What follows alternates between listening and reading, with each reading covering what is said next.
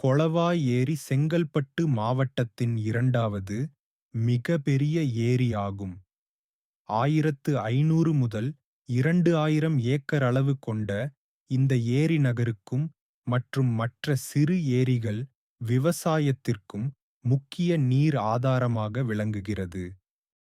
தமிழ்நாடு நகர்ப்புற வளர்ச்சி நிதியம் மற்றும் நகராட்சி நிர்வாக இயக்குநரகம் ஒன்று சேர்ந்து ஏரியின் கரையை பலப்படுத்த மற்றும் ஏரியை சுற்றியும் இருபக்கமும் தடுப்பு வேலியுடன் கூடிய நடைபாதை, கழிவறை மற்றும் ஓய்வெடுக்க நிழற்கோடை அமைக்க திட்ட அறிக்கையை உருவாக்கியுள்ளது.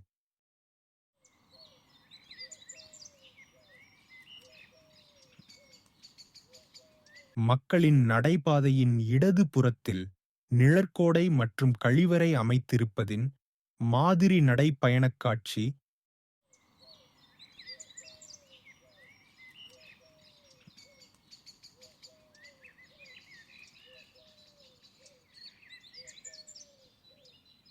ஏரியின் அழகினை மேம்படுத்தவும் மற்றும் கழிவுநீர் கலப்பதை தடுக்கவும் 6 எம்எல்டி மற்றும் 3 எம்எல்டி என 2 கழிவுநீர் வடிகால் ஆலைகள் ஏரியின் அருகில் அமையப்பெறுவதின் காட்சி.